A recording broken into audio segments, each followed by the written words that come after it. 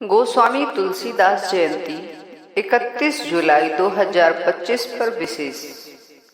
लोक कल्याणकारी मनीषी गोस्वामी तुलसीदास दिशाहीन समाज को सशक्त एवं स्वस्थ दिशा निर्देश देने की कालजयी भूमिका कवि शिरोमणि गोस्वामी तुलसीदास जी ने निभाई। उन्होंने कोई पंथ या संप्रदाय की स्थापना नहीं की, वरन अपनी काव्य कृतियों से विश्व के करोड़ों लोगों को राममय कर हर काल में जीवित होने का एक प्रमाणित हस्ताक्षर किए। ईश्वरवादी और अनीश्वरवादी सभ्यताओं में श्री रामचरितमानस एक हंसते कमल की तरह खिलखिलाकर मधुर मुस्कान भरी खुशबू फैला रहा है। सोवियत रूस के एपी वरानिको ने अपनी वसीयत में लिखा है कि उनकी कब्र पर बालकांड का 5वां दोहा उत्कीर्ण करवाएं।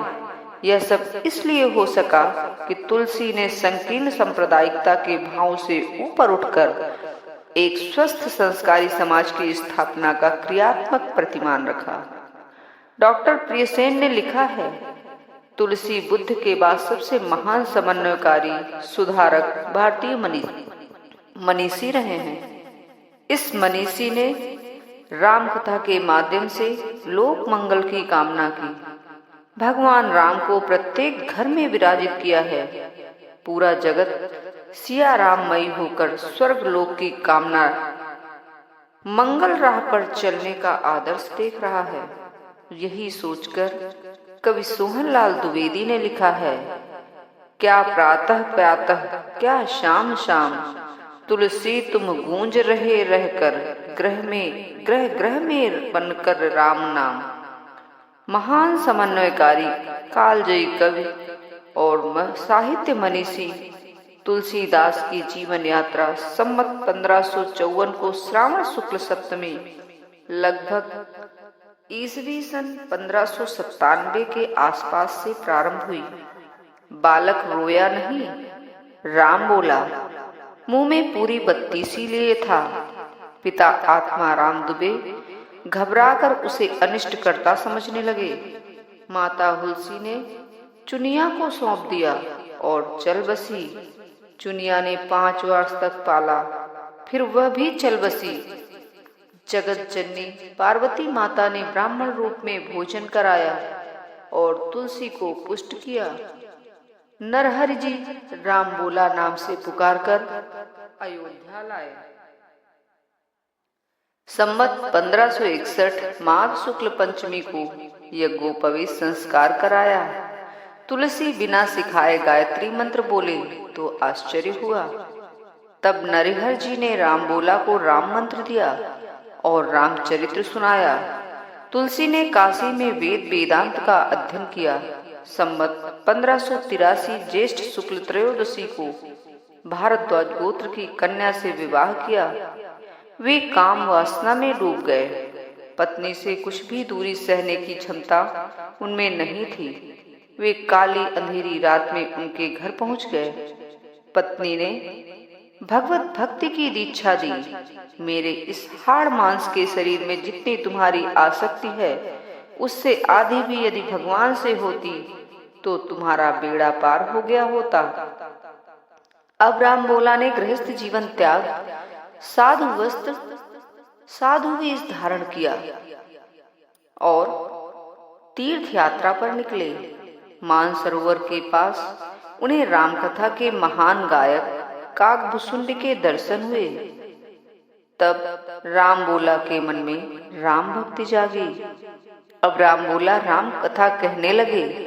तब एक प्रेत के रूप में हनुमान जी उनसे मिले और चित्रकूट जाने का आदेश पाया।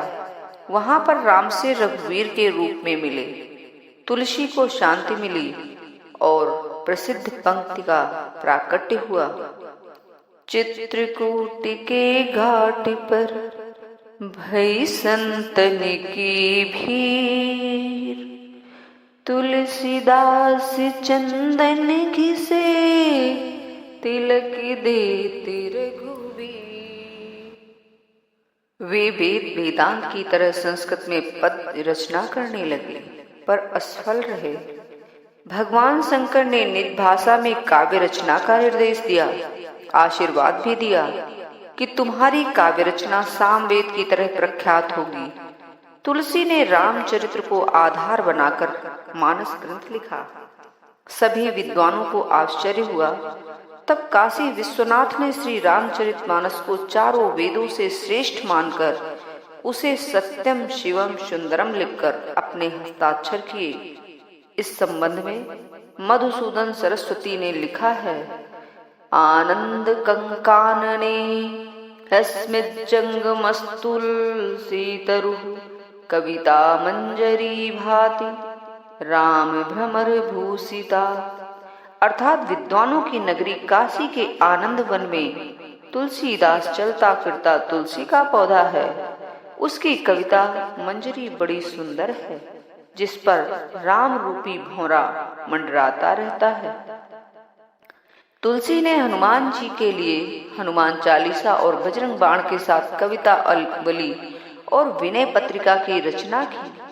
राम भक्त तुलसी निर्भय हो गए। संवत 1680 श्रावण कृष्ण तृतीया को तुलसी घाट पर काशी में अपनी भौतिक पंचदेही को त्यागा। तुलसी के साहित्य को पढ़कर हमारी अनुभूतियां मुखरित होती हैं, बोलचाल की भाषा प्रभावित होती है। वेद वेदांत समस्त पुराणों को सरल भाषा में जन जन में प्रवाहित करने का संदेश तुलसी ने दिया। सभी ग्रंथों को पढ़ो, मनन करो, परंतु प्रस्तुति बोलचाल की भाषा करो, तभी हम युग युगों की उदार भावनाओं को प्रवाह दे सकते हैं। कवि तुलसी ने विभिन्न ग्रंथों से मोती चुने और अपने अंतःकरण में सुख के लिए मानस लिखा। नाना पुराण निगमागम सम्मतम यद् रामायणे निगदितम क्वचित्यन्तोऽपि स्वान्तः सुखाय तुलसी रघुनाथ गाथा भाषा निबंध मति मंजुल मातनोति। यह बालकांड में लिखा। तुलसी ने गहन साहित्य को लोक भाषा में लिखा, अतः जितनी बार पढ़ें नया अर्थ ही निकलता है। यही कारण है कि देश विदेश में विश्वविद्यालयों में शोधकर्ताओं ने उन पर भाषा और सामाजिक विज्ञान में हजारों शोध ग्रंथों की रचना की। मानस युगों युगों से भारतीय संस्कृति, मानवीयता और लोक कल्याण की भावना का प्रकाशित कर रहा है तथा प्रसारित भी कर रहा है। जब तक सूरज चांद रहेंगे, राम के नाम के साथ तुलसी जीवित रहेंगे। मानवीय बच्चों के भावों का संगीत सुनाने वाले इस कालजयी कवि, भक्त और लोक कल्याणकारी मनुष्य को सत सत कोटि नमन। जय श्री राम।